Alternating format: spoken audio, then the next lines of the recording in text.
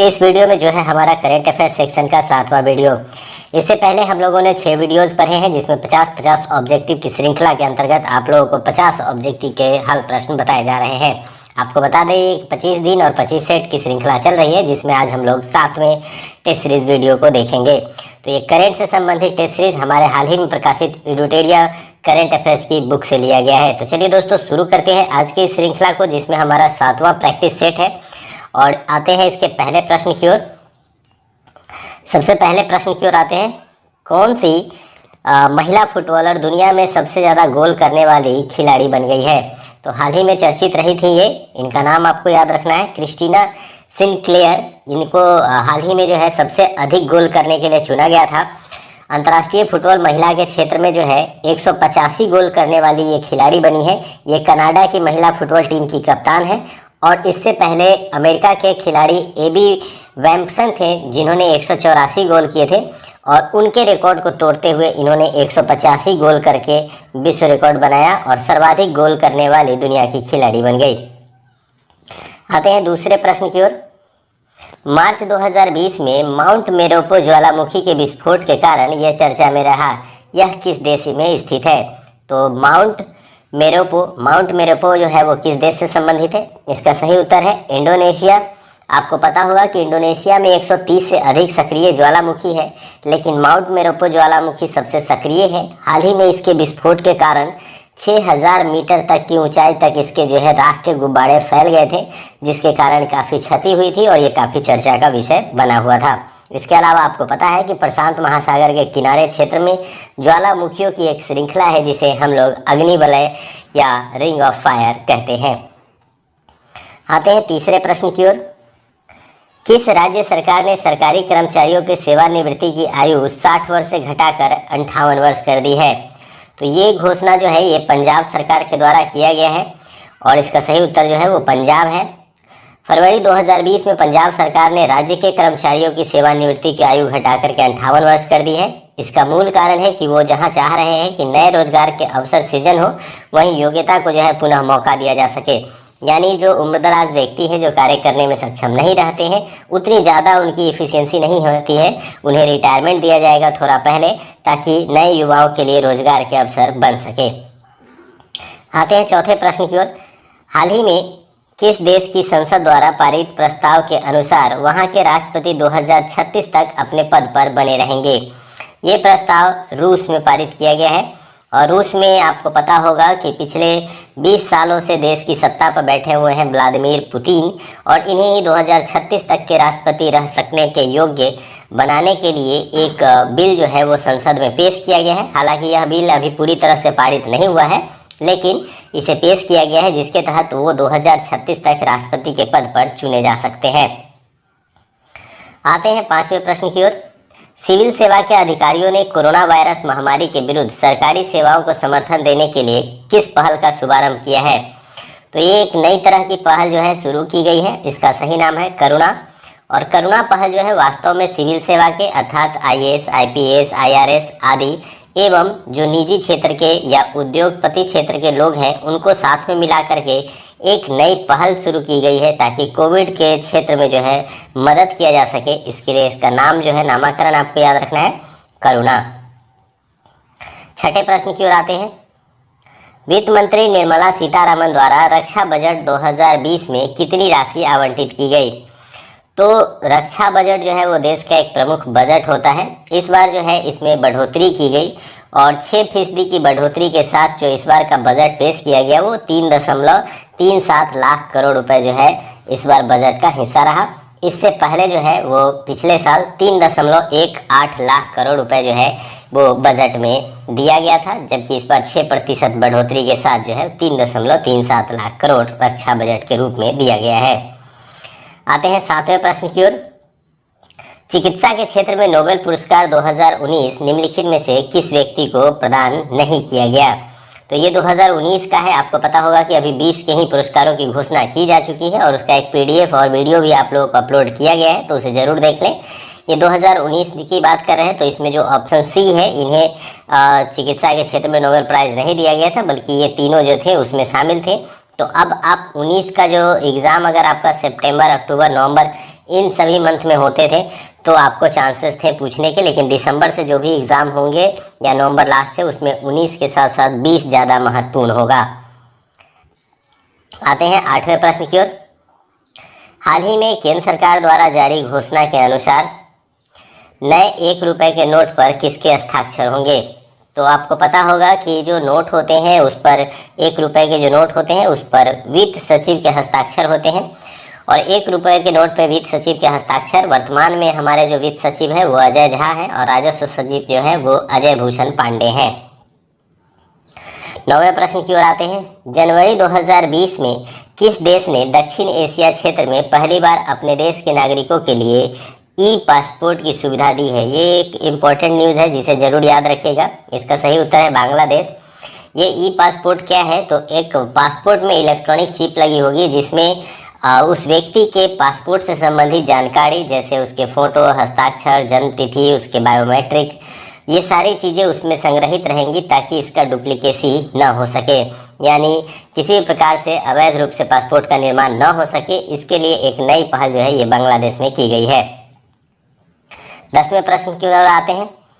कारोबारी सुगमता सूचकांक, आपको पता होगा ease of doing business index जारी किया जाता है। 2020 के अनुसार निम्नलिखित में से कौन सा कथन गलत है? इसमें भारत को 63rd स्थान प्राप्त हुआ। इसमें प्रथम स्थान न्यूजीलैंड को प्राप्त है। इस सूचकांक को विश्व आर्थिक मंच द्वारा जारी किया जाता है। तो पहला और दूसरा कथन जो है वो पूरी तरह से सही है और तीसरा कथन गलत है, यानी आंसर हो जाएगा सी, क्योंकि आपको यहाँ ढूंढना है कि कौन सा कथन गलत है। इसका कारण ये है कि ये जो सूचकांक है ये IMF द्वारा नहीं बल्कि विश्व बैंक द्वारा जारी किया जाता है। इसके अलावा कुछ और जानकारी दे दूं कि ease of doing business world bank द्वारा जारी रिपोर्ट है जिसमें 190 देशों की सूची जो है इस बार निकाली गई थी। भारत को 63rd स्थान दिया गया था, जबकि भारत 2019 में जो है वो 77 स्थान पे था, और इस बार जो न्यूजीलैंड है उसको प्रथम स्थान मिला। और ये क्वेश्चन इतना इम्पोर्टेंट है कि हाल ही में उत्तर प्रदेश PCS के एग्ज़ाम में जो है इसमें ये प्रश्न जो है पूछा गया है। आते हैं 11वें प्रश्न की ओर। पहली बार किस नॉन इंग्लिश फिल्म को ऑस्कर 2020 में सर्वश्रेष्ठ फिल्म का अवार्ड दिया गया? तो पहली बार ऐसा हुआ है कि किसी नॉन इंग्लिश फिल्म को जो है ऑस्कर का अवार्ड दिया गया है, और ये फिल्म का नाम आपको याद होगा पैरासाइट, काफ़ी चर्चित रहा था। फरवरी के माह में ये दिया जाता है। तो ये पैरासाइट जो है इसको सर्वोच्च जो है फिल्म का पुरस्कार मिला, जबकि इस बार के इस ऑस्कर अवार्ड में बेस्ट एक्टर का अवार्ड जो है जोआक्विन फिनिक्स को मिला, जिन्हें फिल्म जोकर के लिए ये अवार्ड दिया गया। वहीं जो है बेस्ट एक्ट्रेस का अवार्ड रेनी जेल्वेगर को मिला है। आते हैं 12वें प्रश्न की ओर। भारत और बांग्लादेश के मध्य 3 फरवरी 2020 को किस नाम से जो है संयुक्त अभ्यास जो है वो हुआ था? तो सैन्य अभ्यास कई 2 देशों के बीच आयोजित होते रहते हैं, तो आपको ये याद रखना है स्पेशली कि भारत और बांग्लादेश के बीच जो अभ्यास हुआ था उसका नाम क्या था। तो भारत और बांग्लादेश के बीच जो अभ्यास हुआ था उसका नाम है संप्रीति, और संप्रीति जो है भारत और बांग्लादेश के बीच ही आयोजित किया जाता है। इसके बारे में बता दूं कि ये थल सेनाओं के बीच युद्ध अभ्यास है, और फरवरी 2020 में इसका जो है आयोजन किया गया था, और इस अभ्यास का आयोजन मेघालय में किया गया था। आते हैं 13वें प्रश्न की ओर। CAA ये काफ़ी चर्चित वर्ड रहा था जनवरी फरवरी के समय में। CAA का पूर्ण रूप क्या है? इसका फुल फॉर्म क्या है? तो इसका सही उत्तर जो है वो आपको है सिटीजनशिप अमेंडमेंट एक्ट। ये सिटीजनशिप अमेंडमेंट एक्ट जो है ये लागू किया गया था, और इसके बाद ही विरोध प्रदर्शन शुरू हुए थे, जिसके कारण ये काफ़ी चर्चा में रहा था। आइए जानते हैं ये क्या है। 10 जनवरी से देश में नागरिक संशोधन कानून को लागू किया गया। हालांकि इस संशोधन कानून का विरोध भी हो रहा था। इस कानून के तहत 3 देश, खास करके पाकिस्तान, बांग्लादेश और अफगानिस्तान से आए हिंदू, सिख, ईसाई, बौद्ध, जैन और पारसी शरणार्थी जो 31 दिसंबर 2014 को या उससे पहले भारत में आ गए हैं, उन्हें नागरिकता मिलेगी। आइए 14वें प्रश्न की ओर आते हैं। 14वां प्रश्न है हमारा, निम्नलिखित में से कौन सुमेलित नहीं है? इसमें कुछ युद्ध अभ्यास के नाम दिए गए हैं और देशों के नाम दिए गए हैं जिनको सुमेलित करना है। जायर अल बह जो है वो भारत और कतर के मध्य, टाइगर ट्रिम्प जो है भारत और अमेरिका के मध्य, मिनेक्स भारत और मालदीव के मध्य, समुद्र शक्ति भारत और इंडोनेशिया के मध्य। इसमें जो सुमेलित नहीं है वो है मिनेक्स। मिनेक्स जो भारत और मालदीव के बीच नहीं हुआ था बल्कि भारत और जापान के मध्य हुआ था। तो इस प्रश्न को आपको याद रखना है, बाकी सभी सही सुमेलित है, इसको जरूर ध्यान में रखिएगा। तो भारत और जापान की नौसेना के बीच जो युद्ध अभ्यास हुआ था उसका नाम दिया गया मिनेक्स, जिसे केरल के कोची में संपन्न किया गया था। आते हैं 15वें प्रश्न की ओर। बजट 2020-21 के अनुसार 5 लाख से 7.5 लाख आय के ऊपर कितना टैक्स देय होगा। तो जो आपको मैंने पिछले वीडियोज में बताया था कि 5 लाख से कम होगा तो उस पर जो है 0% होगा, जबकि 5 से 7.5 लाख होगा तो उस पर 10% टैक्स जो है वो देय होगा। आते हैं 16वें प्रश्न की ओर। यूपीआई सुविधा देने वाला देश का पहला दूरसंचार ऑपरेटर कौन बन गया है। तो यूपीआई सुविधा देने वाला जो देश का पहला दूरसंचार बना है वो है माई जियो ऐप के थ्रू दिया जा रहा है। तो ये रिलायंस जियो की ये सुविधा है जो सुविधा देने वाला पहला जो है वो दूरसंचार कंपनी बन गया है। 17वें प्रश्न की ओर आते हैं। किस राज्य सरकार ने हाल ही में शिशु सुरक्षा मोबाइल ऐप लॉन्च किया है। तो ये जो शिशु सुरक्षा मोबाइल ऐप लॉन्च किया गया है, ये लॉन्च किया गया है असम सरकार द्वारा। और वास्तव में इसका मूल उद्देश्य क्या है, तो इसका उपयोग कर किसी भी नागरिक द्वारा शिकायत दर्ज किया जा सकता है। तो इस ऐप के माध्यम से कोई भी व्यक्ति शिकायत दर्ज कर सकता है और फिर उसके बाद शिकायतों का निवारण किया जाएगा। आते हैं 18वें प्रश्न की ओर। हाल ही में शरद अरविंद बोबडे जो भारत के मुख्य न्यायाधीश के रूप में शपथ ग्रहण किए, वो कैवें मुख्य न्यायाधीश बने हैं। तो इनका सही उत्तर है 47वां, क्योंकि न्यायमूर्ति शरद अरविंद बोबडे भारत के 47वें मुख्य न्यायाधीश बने हैं। वो पूर्व में मध्य प्रदेश उच्च न्यायालय के मुख्य न्यायाधीश भी रह चुके हैं। आते हैं 19वें प्रश्न की ओर। वर्ष 2019 के लिए इंदिरा गांधी शांति पुरस्कार किसे प्रदान करने की घोषणा की गई है। तो वर्ष 2019 के लिए इंदिरा गांधी शांति पुरस्कार देने की घोषणा जो है वो डेविड एटनबरो को किया गया है। और डेविड एटनबरो के संबंध में मैंने बताया था कि अंतर्राष्ट्रीय शांति और सुरक्षा को बढ़ावा देने के लिए उनके प्रयासों के लिए यह पुरस्कार उन्हें दिया गया है। 20वें प्रश्न की ओर आते हैं। किन 2 भारतीय शहरों को नवंबर 2019 में यूनेस्को के क्रिएटिव सिटी नेटवर्क की सूची में शामिल किया गया है। तो भारत के 2 बड़े शहरों की बात करें तो मुंबई और हैदराबाद इसमें शामिल हैं, जिन्हें मुंबई और हैदराबाद समेत जो है कुल 66 शहरों को जो है यूनेस्को द्वारा चुना गया था, जिसमें भारत के 2 शहर मुंबई और हैदराबाद थे। मुंबई का चयन जो है स्पेशली जो है किया गया है फिल्म सिनेमा और उसके सिनेमा क्षेत्र में योगदान के लिए, जबकि हैदराबाद का चयन जो है वो पाक कला के क्षेत्र में किया गया है। विजय हजारे ट्रॉफी 2019 का खिताब किस टीम ने जीता। तो विजय हजारे ट्रॉफी जो है वो कर्नाटक ने तमिलनाडु को 60 रनों से हरा करके जीता था, इसलिए इसका सही उत्तर जो है वो है कर्नाटक। आते हैं 22वें प्रश्न की ओर। 20 सितंबर 2020 को देश के किस पूर्व प्रधानमंत्री ने राज्यसभा के सदस्य के रूप में शपथ ग्रहण की। तो एकदम लेटेस्ट न्यूज़ था ये, और ये है मनमोहन सिंह जो भारत के पूर्व प्रधानमंत्री रहे हैं। तो पूर्व प्रधानमंत्री मनमोहन सिंह ने 6ठी बार राज्यसभा की सदस्यता ग्रहण की और उन्होंने इस बार जो है राजस्थान राज्य से जो है ये सदस्यता ग्रहण की है। आते हैं 23वें प्रश्न की ओर। जनगणना 2021 का आयोजन कितनी भाषाओं में किया जाएगा। आपको पता है कि प्रति 10 वर्षों पे जनगणना का कार्य किया जाता है। 2011 की जनगणना के बाद अब 2021 में जनगणना के रिपोर्ट प्रकाशित होंगे। इसके लिए कार्यक्रम शुरू कर दिए गए हैं और इसमें कुल 16 भाषाओं का प्रयोग किया जाएगा, जिसके माध्यम से जनगणना की रिपोर्ट ली जाएगी। इसके अलावा हम बता दें कि फरवरी 2021 में जनगणना संबंधी आंकड़े एकत्रित किए जाएंगे और फिर उन्हें प्रकाशित किया जाएगा। आते हैं अगले प्रश्न की ओर। अगला प्रश्न है हमारा। इंडोनेशिया ने ईस्ट कालीमंटान प्रांत में अपनी नई राजधानी बनाने का निर्णय लिया है। यह निम्न में से किस द्वीप पर स्थित है। इस प्रश्न का सही उत्तर है बोर्नियो। ये बोर्नियो द्वीप पर स्थित इनका जो है क्षेत्र है, जिस पर उन्होंने राजधानी बनाने का निर्णय लिया है। तो इंडोनेशिया से संबंधित ये प्रश्न आपको थोड़ा सा ध्यान रखना है। 25वें प्रश्न की ओर आते हैं। हाल ही में विश्व के पहले टाइफाइड वैक्सीन को किस देश में लॉन्च किया गया है। तो टाइफाइड वैक्सीन से संबंधित पहला लॉन्चिंग जो किया गया है वो पाकिस्तान में किया गया है और काफ़ी चर्चित भी रहा था, इसलिए आप इसे ज़रूर याद रखेंगे। और ये भी आपको पता होगा कि टाइफाइड जो है स्पेशली जो है गंदे पानी या बिना धुले हुए खाद्य पदार्थों के कारण जो है मुख्य रूप से फैलता है। 26वें प्रश्न की ओर आते हैं। हाल ही में जारी क्यूएस इंडिया यूनिवर्सिटी रैंकिंग 2020 में किस संस्था ने शीर्ष स्थान प्राप्त किया?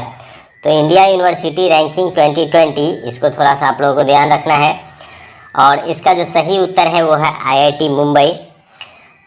तो इस रैंकिंग में भारतीय प्रौद्योगिकी संस्थान आईआईटी मुंबई को भारत में सबसे अच्छे संस्थान का रैंक मिला।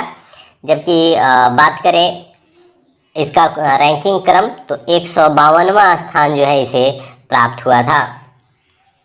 आते हैं 27वें प्रश्न की ओर। आईसीसी द्वारा हाल ही में बांग्लादेश के किस ऑलराउंडर खिलाड़ी को जो है 2 वर्षों के लिए बैन लगा दिया गया है? तो ये है वहाँ के पूर्व कप्तान साकिब अल हसन, जो कि वहाँ के ऑलराउंडर खिलाड़ी भी हैं। इन्हें हाल ही में वहाँ पर 2 वर्षों के लिए प्रतिबंधित किया गया है और इन्हें यह प्रतिबंध इसलिए लगाया गया है क्योंकि इन्होंने फिक्सिंग से संबंधित आंकड़ों या मामलों को छुपाने का प्रयास किया था। आते हैं 28वें प्रश्न की ओर। हाल ही में किस व्यक्ति को वर्ष 2019 के व्यास सम्मान के लिए चुना गया है? तो व्यास सम्मान के लिए जिन्हें चुना गया है उनका नाम है नासिरा शर्मा। नासिरा शर्मा को हाल ही में व्यास सम्मान के लिए चुना गया है। और व्यास सम्मान क्या है? तो साहित्य के क्षेत्र का एक प्रतिष्ठित पुरस्कार है जो हमारे देश के साहित्य के क्षेत्र में दिया जाता है। यह व्यास सम्मान भारत में दिए जाने वाले ज्ञानपीठ पुरस्कार के बाद दूसरा सबसे बड़ा साहित्य का पुरस्कार है। यह पुरस्कार नासिरा शर्मा को जो है कागज की नाव पुस्तक के लिए दिया गया है। आते हैं 29वें प्रश्न की ओर। 29वां प्रश्न है। हाल ही में भारत की पहली प्राइवेट ट्रेन चलाई गई थी जिसका नाम था तेजस एक्सप्रेस। काफ़ी चर्चित भी रहा था। ये किन 2 शहरों के बीच संचालित किया गया था? आपने पढ़ा भी होगा कि तेजस जो है वो लखनऊ से दिल्ली के बीच जो है चलाई गई थी। तो इसका सही उत्तर जो है लखनऊ से दिल्ली, और इसमें सभी प्रकार की सुविधाएं दी गई थी और इसकी रफ्तार भी काफ़ी तेज़ है और कम समय में ये दूरी तय करती है, इसके लिए काफ़ी चर्चित रही। 30वें प्रश्न की ओर आते हैं। प्रधानमंत्री नरेंद्र मोदी ने यूएनओ के मुख्यालय में कितने क्षमता वाले गांधी सोलर पार्क का उद्घाटन किया? तो प्रधानमंत्री नरेंद्र मोदी महात्मा गांधी के 150वीं जयंती के अवसर पर सितंबर 2019 में संयुक्त राष्ट्र के मुख्यालय में उन्होंने एक जो है गांधी शांति का उद्घाटन किया था और इसी क्रम में उसने 50 किलोवाट क्षमता के जो है सोलर पार्क का जो है उन्होंने उद्घाटन किया था। 31वें प्रश्न की ओर आते हैं। हाल ही में कितने सरकारी बैंकों के विलय की घोषणा की गई? तो बहुत सारे बैंकों की घोषणा की गई थी, जिसकी संख्या कितनी थी वो पूछा जा रहा है। तो इसका सही उत्तर है 10। और 10 बैंकों के विलय के बाद जो है 4 बड़े बैंक बनेंगे और इस प्रकार से कुल जो भारत में बैंकों की संख्या रह गई है जो सरकारी है वो है 12, और 10 बैंकों को मिलाकर के 4 बैंक बनाए गए थे। आते हैं 32वें प्रश्न की ओर। फीफा विश्व कप 2022 का आयोजन किस देश में किया जाएगा? तो फीफा 2022 काफ़ी चर्चित है और कोविड के क्षेत्र से बाहर रहेगा 2022, यही अपेक्षा है। और 2022 में यह कतर में आयोजित किया जाएगा। इसमें कुल 32 टीमें भाग लेंगी। आते हैं 33वें प्रश्न की ओर। किस राष्ट्र ने राष्ट्रीय कृत्रिम बुद्धिमत्ता नीति 2031 को मंजूरी दे दी है? तो राष्ट्रीय बुद्धिमत्ता नीति जो है ये मंजूरी देने वाला देश जो है वो संयुक्त अरब अमीरात है। और इसके विषय में बता दूं कि संयुक्त अरब अमीरात ने मंत्रिमंडल ने कृत्रिम बुद्धिमत्ता के विकास के लिए प्रधानमंत्री मोहम्मद बिन राशिद अल मखतूम की अध्यक्षता में राष्ट्रीय कृत्रिम बुद्धिमत्ता रणनीति 2031 की योजना को मंजूरी दी है। इसके तहत वहां आर्टिफिशियल इंटेलिजेंस और कई स्थानीय संघीय निकायों के साथ साझेदारी करके डिजिटल रणनीति को बढ़ावा दिया जाएगा। 34वें प्रश्न की ओर आते हैं। किस देश ने जलवायु परिवर्तन के खिलाफ फ्राइडेज फॉर फ्यूचर अभियान की शुरुआत की है? तो जलवायु परिवर्तन के खिलाफ जो है फ्राइडेज फॉर फ्यूचर स्वीडन में शुरू किया गया है। क्या है ये, थोड़ा जानते हैं। स्वीडन की 15 साल की ग्रेटा थुनबर्ग ने ग्लोबल वार्मिंग के मुद्दे पर फ्राइडे फॉर फ्यूचर अभियान की शुरुआत की है और इस अभियान की शुरुआत जो है वो स्वीडन से की जा रही है। आते हैं 35वें प्रश्न की ओर। 35वां प्रश्न है। भारत में वर्तमान में कितने राज्य और केंद्र शासित प्रदेश हैं? तो इस प्रश्न का जो सही उत्तर है वो आपको पता होगा कि चूंकि हाल ही में कई बदलाव हुए देश में, जैसे लद्दाख तथा जम्मू कश्मीर जो है वो केंद्र शासित प्रदेश बन गए।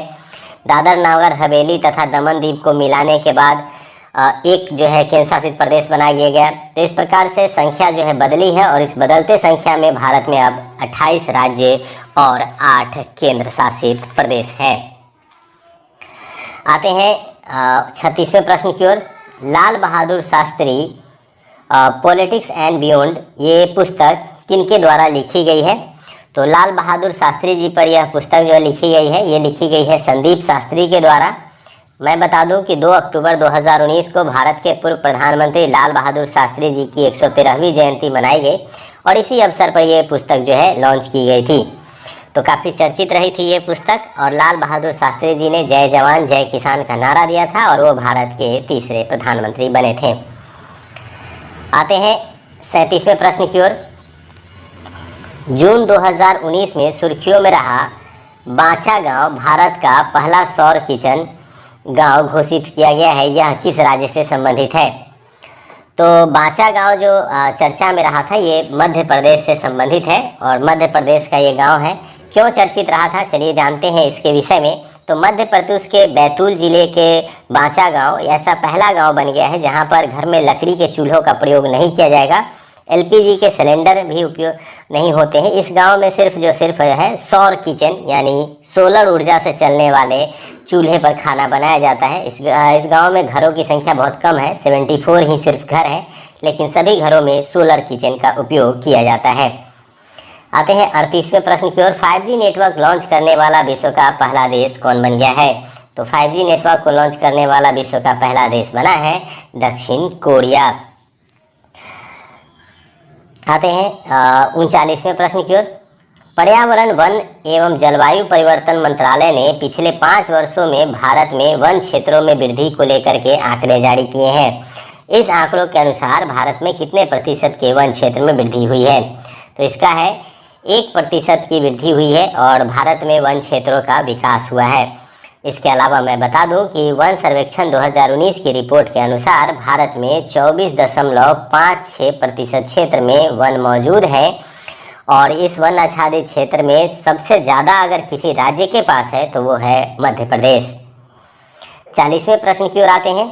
किस राज्य में हिमालयन क्लाउड वेधशाला की स्थापना किया गया है? तो आप समझ सकते हैं कि किसी हिमालयन राज्य में ही किया जाएगा, लेकिन चारों के चारों ऑप्शन जो है आपको हिमालयन राज्य से दिखाई दे रहे हैं। इसका जो सही उत्तर है वो है उत्तराखंड। आपको बता दूं कि उत्तराखंड के टिहरी जिले में हिमालयन क्लाउड वेधशाला की स्थापना की गई है, जिसका उद्देश्य है हिमालय क्षेत्र में जो बादल फटने की घटना होती है जिससे बड़ी संख्या में बाढ़ आ जाती है, इससे संबंधित जानकारी को एकत्रित किया जाना।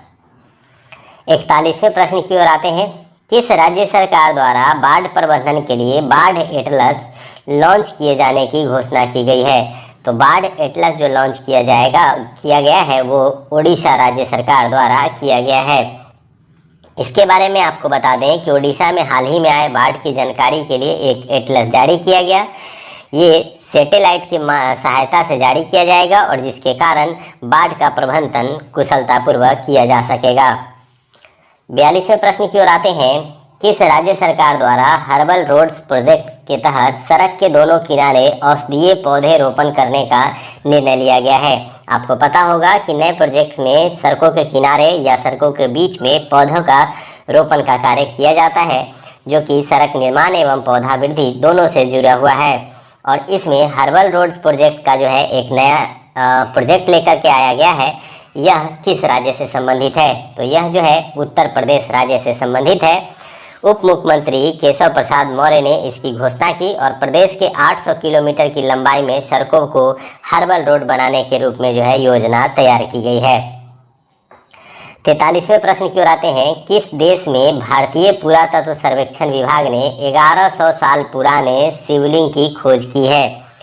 तो भारतीय पुरातत्व सर्वेक्षण ASI को हाल ही में वियतनाम में एक संरक्षण परियोजना की खुदाई के दौरान 9वीं शताब्दी की शिवलिंग मिली, जो कि बलुआ पत्थर से निर्मित है और वियतनाम की राजधानी जो है वो हनोई है और इस प्रश्न का सही उत्तर क्या हो गया? वियतनाम। आते हैं 44वें प्रश्न की ओर। किस देश के नेता को द्वितीय विश्व युद्ध स्मारक पदक से सम्मानित किया गया? तो किस देश के नेता को द्वितीय विश्व युद्ध स्मारक पदक से सम्मानित किया गया? ये सम्मानित किया गया है उत्तर कोरिया के तानाशाह किम जोंग उन को, जो कि काफ़ी चर्चित रहते हैं अपने विवादित विषयों को लेकर के। और ये सम्मान जो है रूस द्वारा दिया गया है। रूस ने उत्तर कोरिया के तानाशाह किम जोंग उन को द्वितीय विश्व युद्ध स्मारक पदक से सम्मानित किया। आते हैं 45वें प्रश्न की ओर।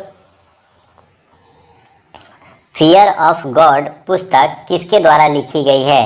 फियर ऑफ गॉड पुस्तक किसके द्वारा लिखी गई है? तो भ्रष्टाचार, सतर्कता और कानून से संबंधित ये पुस्तक है और इसके लेखक जो है वो प्रधान है, इनके द्वारा यह पुस्तक लिखी गई है।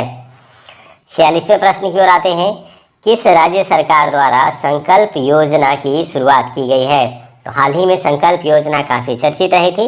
ये मध्य प्रदेश राज्य से संबंधित है और मध्य प्रदेश राज्य से संबंधित है। मध्य प्रदेश के छतरपुर जिले में पुलिस ने बुजुर्गों के लिए एक संकल्प योजना की शुरुआत की है, जिसके तहत पुलिस बुजुर्गों की मदद करेगी।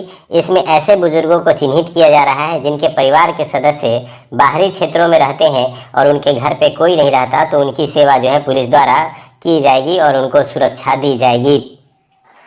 आते हैं 47वें प्रश्न की ओर। किस राज्य की प्रसिद्ध मूंगफली कैंडी को मई 2020 में जीआई टैग प्रदान किया गया है? तो काफ़ी चर्चित रहा था ये है तमिलनाडु राज्य से संबंधित है मूंगफली कैंडी। ये मूंगफली के द्वारा बनाया जाता है।